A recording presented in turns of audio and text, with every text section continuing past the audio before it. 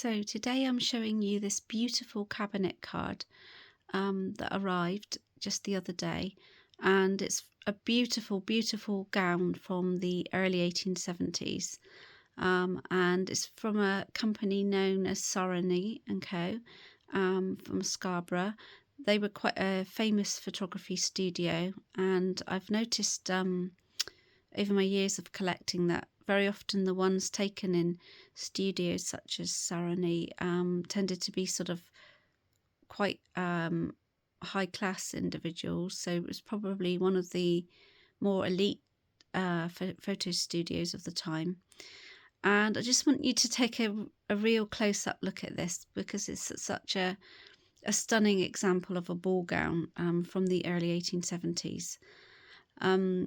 Let's have a look a little bit closer at what she's wearing here.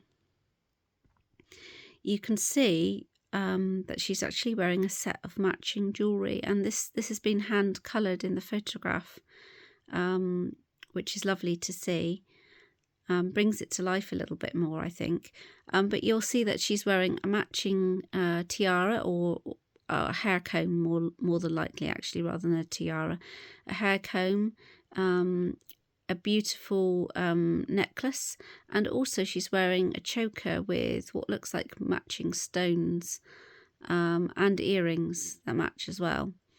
And these little black velvet chokers were quite common during the Victorian era, and it's fairly common to see them studded with gems of some sort.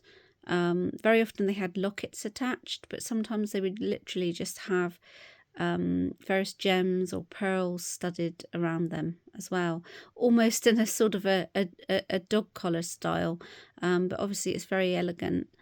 And the necklace, you can see, is obviously a very valuable necklace. It looks like some kind of diamonds or other gemstones with possibly emeralds or perhaps sapphires in them. She's got her hair in the classic early 1870s style with the high chignon and a plait. She doesn't have hanging ringlets at the back. A lot of hairstyles of this era, especially for balls, they have some of their hair down, put into long ringlets. This lady her hair is entirely up, and you do see that in the Victorian era as well. That sometimes the hairstyles were completely up and none of the hair was left down. So this is a good example of that. And if we have a look closer now at her neckline, what's interesting about this is whether or not it was there or not in the photograph, there is a neckline tucker, a little white neckline tucker. It may be that there was one anyway in the picture and that maybe it was just faded in the photograph. So the artist in the photo studio has sort of painted one there with white, and you can see it poking out where the sleeves are as well.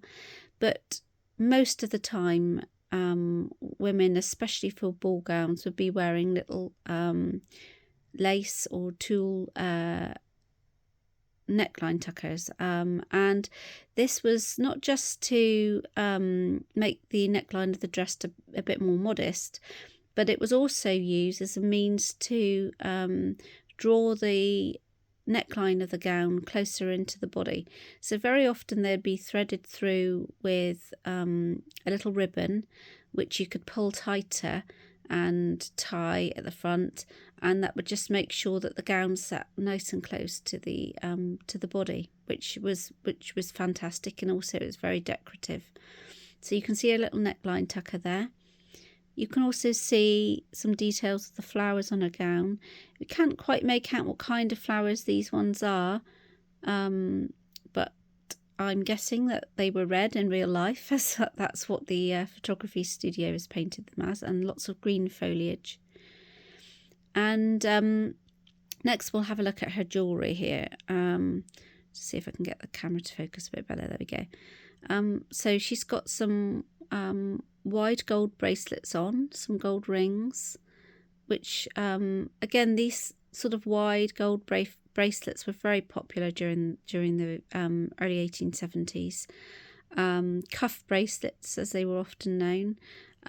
Very often they were either highly decorative, as in they had lots of engraving on them, or they may have had some precious stones on them. Very often we see these beautiful ones that are made to look like buckles. They're like simulated buckles, which are very, very pretty indeed. They're one of my favourites, actually. We can't quite see what kind she's wearing here, but again, these sort of wide bracelets were very, very popular. She's holding a hand fan as well. Can't see the details of that very clearly, but it's nice to see. And she's got some kind of little handkerchief or something in her hand. Let's have a little look at the dress now, and this dress is exquisite. We will see that at the top she's got a lovely big silk bow at the back there. It looks like a silk satin or something similar. And you'll notice down on the bottom of the skirt that she's got the same beautiful silk satin ribbon trim on the skirt, not just on the box pleated ruffle at the bottom, but also on the other sort of upper lower part of the skirt. She's got this beautiful satin, shiny satin ribbon trim with bows, lovely bows at intervals. Again, I would say it's most likely silk satin, Duchess satin, something similar to that because of the sheen on it. Such a beautiful detail, and obviously matching the bow on the back of the skirt. Her gown is off the shoulder. She has the lower skirt, and she also has an upper skirt, or overskirt as it was called, on the skirt as well, on the gown. And you can see that this very sheer material, most probably a silk tulle or an organza or something similar. And you can see the sheerness of it there, and it's puffed up at the back. And then the lower skirt also has a layer of this tulle or organza over the top. And we can see that this lower portion of the skirt is being decorated with ruching, where they've sort of gathered and ruched up this tulle or organza overlayer to create a really beautiful detailing and fullness to the lower skirt. There's also some pleated organza or tulle that forms a heading on that puffed up or gathered area, and that looks like it's been done into double or triple box pleats, so it creates plenty of fluffiness there. And the same on the lower part of the skirt, they've put the same trim on there, and which heads the top of the box pleated ruffle at the bottom of the skirt.